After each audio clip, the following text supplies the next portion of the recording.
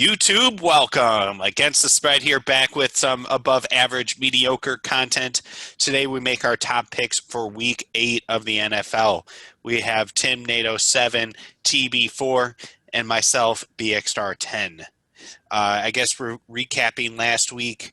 I went 2 for 4. TB4 went 1 for 4, and NATO also went 1 for 4. So I have gained some ground. I've got some air. What Yeah, do you guys think of last week? it's crap.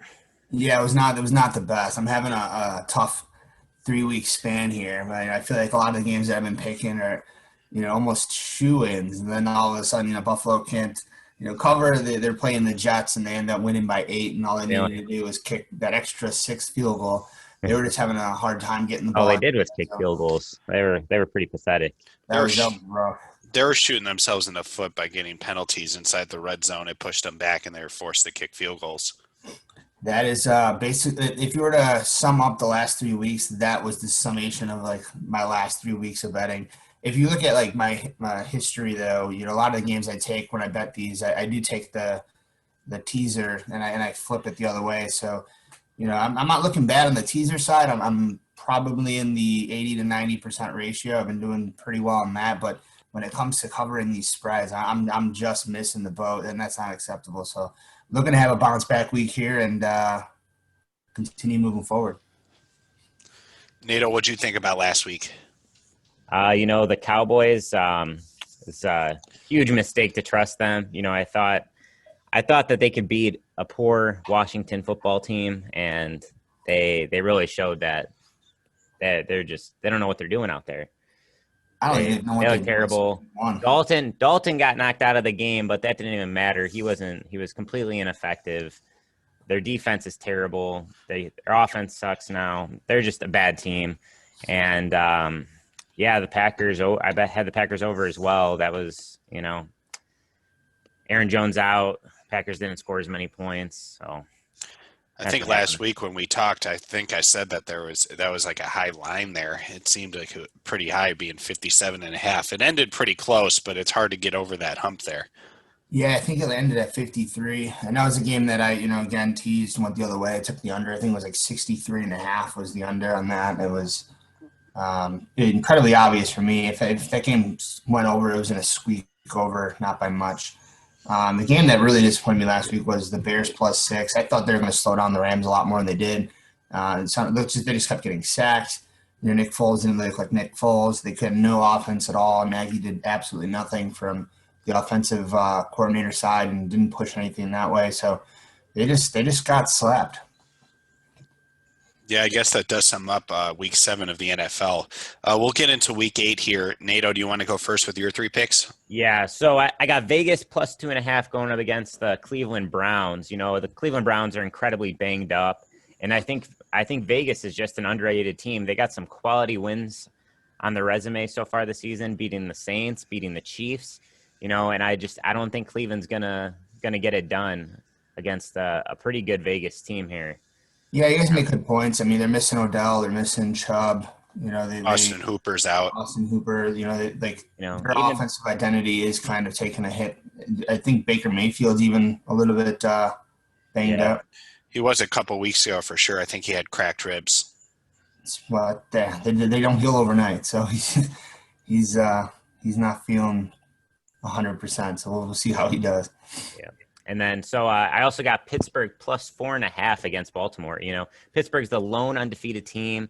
I think this is going to be a close game. I think it goes a field goal either way, but I think it's a little disrespectful that, Pittsburgh is getting 4.5 points against Baltimore. I think they make Lamar Jackson look not so good. I think Lamar Jackson's definitely having a down year when compared to last year, and I think Pittsburgh's one of the top defenses, and they're going to kind of expose him a little bit more this week. That line reminds me of what they did with Baltimore and KC, giving KC the 3.5 points, and then KC just came out and ran the table. Yeah. That's exactly what that line reminds me of. Yep. Speaking of KC, I also got them covering the gigantic spread of 19.5 going up against the New York Jets. And 19.5, I mean, honestly, this is like a college game here. You got a powerhouse Kansas City Chiefs going up against, the lowly New York Jets. This is like Alabama going up against freaking, North Dakota State. This is a complete mismatch. If the Chiefs want, they could win this game by 40. I expect they'll, keep the game on the ground. That's kind of been their game plan this year, running the ball with Clyde Edwards-Helaire. Le'Veon Bell will probably get a lot of touches, but I think easily the Chiefs win this game, cover the spread. I feel like I don't know. It's just so many points. Like, what point do the Chiefs just start pulling out their guys and start putting in people from the crowd? When they're up 5 touchdowns. Yeah, there's no reason for them. I like Vince Papali's going to come out of the stands and just go in there and to tear some shit up and still be successful against the Jets. I mean, they're just bad. Yeah, exactly. So I think, a lot of that many points is going to scare some people, but I think you just got to look at the matchup. Chiefs are due for a real blowout game here. So I got them as my lock. Hopefully I've lost my last few locks in a row, at least the last 3, and I think I get back on the winning side here with the Chiefs. I guess we'll see what happens. T, before you want to go into your picks for this week? Yeah, so I got the Rams. They came off arguably a tough victory against the Bears. They covered the 6 last week. They kind of burned me in that sense, but they really impressed me. They were able to move the ball with pretty good defense. They've won the last couple games in a row. They're ready to start becoming the Rams that they used to be. The running game's starting to look strong. Jared Goff's starting to look strong. They're spreading the ball out around. The defense is starting to click. Aaron Donald's an absolute monster. So I think the Rams cover. It's San Francisco. They're playing Seattle. We had the conversation earlier that you take the better quarterback when it's within a field goal game. I think San Francisco is just finally coming together. I mean, they've had a lot of injuries early in the season. A lot of those guys are coming back. McKinnon is going to be taking the reins at running back. He's pretty strong downhill running back. He kind of reminds me a little bit of like Latavius Murray. He can catch the ball pretty decent out of the backfield. Make some moves. I think San Fran squeaks by in this. I think they win by a field goal. And then New England versus Buffalo. I mean, it's just such a low line. New England, we kind of were making a joke about it, but they had a little bit of touch of the beer flu, and they're finally starting to get back into the swing of things. They've had a couple injuries. Edelman was hurt a little bit.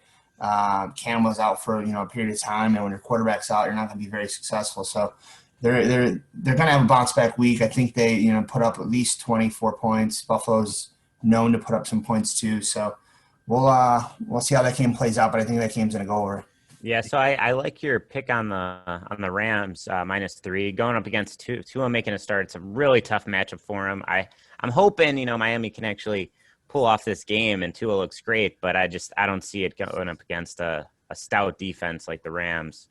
Yeah, it's a tall order to ask when you're going up against the Rams defense. Aaron Donald coming at you, he just gets in right away. And yeah, it's not even just that. I mean, that whole locker room's got to be in turmoil. I mean, they were a 3-3 football team, and then they make the move and take out Fitzmagic, where most of those guys in that locker room is grown to love that guy. I mean, you watch interviews with him, and he was pretty emotional. He's ready to get out of there. So you figure, what is that going to do to the rest of the team? The guys that they've gone to battle for the last 6 weeks. I don't know. I'm a big believer in that. I feel like the team knows that they did them wrong, and who else knows what they're going to do. So I'm not buying that at all. I think the locker room expected the change to happen. Maybe not now, but they knew this was eventually coming. And Ryan Fitzpatrick's not the guy who's going to be in there causing issues. He was emotional, but who wouldn't be? Losing your job, but he's fully supportive of the move. And I don't think there's going to be any issue in the locker room. I don't know. We'll see. Let's see if they block for Tua. He might get banged up. He might be done in week 1. Aaron Donald's going to come at him. He's done, man. Yeah, I don't buy it. And then your San Francisco +2.5. I don't see Seattle losing 2 games in a row. Russell Wilson's just too good. He made a few mistakes last week that cost him against Arizona. But I think Seattle gets back to business. San Francisco's just been so beat up this year. So many players lost.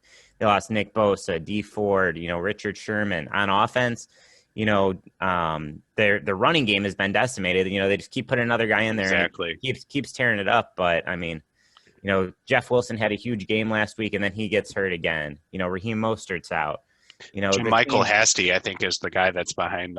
It's going to be yeah, the majority of it'll the backfield. Either him or Tevin Coleman's actually coming back this week. Yeah, I think McKinnon's going to steal a lot of those carries back. yeah, I They think it'll, front loaded him. I think they were just trying to give him a week off, trying to see if they can mix in another guy. I mean, San Fran's so versatile that they're kind of like the Patriots in a plug and play offense. They're like, oh, you can carry Next the man rock up. today, and then they have a good offensive line. So I don't know, but we'll see how that game plays out. But you're right. I mean, it's definitely going to come down to a field goal. I just think San Fran squeaks by with that one. Well, I also have another pick the same as yours with the New England over 40.5. I just don't think Buffalo's defense is very good. It hasn't been able to stop many people over the past few weeks.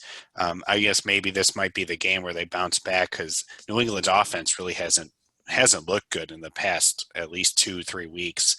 But we'll see. Hopefully they have a bounce back week and they can put up at least 20, 21 points. yeah, I'm thinking that Buffalo might be able to pull this game out at least by 3. yeah. I think they're favored around 4 points. Buffalo. Yeah. I don't know. This over is really tough. New England's offense has been complete garbage the last couple weeks, and Josh Allen has looked pretty bad himself. So I'm not so sure this game goes over, even a low margin of 40.5. I think this might be a defensive struggle. I'd stay away from this game, and that's what I'm going to do. So. Well, I also have the Vikings over. They're playing Green Bay. I know Aaron Jones is out this week, but Aaron Rodgers is going to be Aaron Rodgers. He throws the ball. He gets it down the field, and they still have Jamal Williams, and he's a good backup. So I think he can carry the workload here and take them to a high-scoring game against the Vikings' mediocre defense. Yeah, I think that'll be. I think that there's a good chance that game goes over. I like it. I like Justin Jefferson putting up some big receiving yardage. I think he's about ready to take over as the number one wide receiver over Adam Thielen there. Is that your fantasy player of the week? I hope so. Oh, there you go. I'm going to go with Jarvis Landry against Vegas. Vegas's secondary is kind of weak sauce, so I think for fantasy players, he might actually do pretty good. This one's going to be an obvious one. I'm actually looking for Cook to have a bounce back week. He's had a bye week. He had, the week off due to injury. So I think he's going to come back and actually give Green Bay some problems. I think that line was at Green Bay -6, and with Jones out and Minnesota actually keeping games, pretty close. I agree that game should go over, but I also kind of, I'm hit or miss on saying whether or not the Vikings cover that 6, but I think they keep it close, keep it within 7. All right, I like it. All right, well, I guess we'll see what happens. Our ATS lock pick of the week is the Vegas +2.5. Bank it. We should have it this time. We've had a rough week, or we have had a rough season with our lock picks of the week. We're under 500, but this should put us back there. Yeah, definitely. All right, well, happy Halloween, everyone. And if you like our videos, please like and subscribe. We'll see you guys on the next video next week.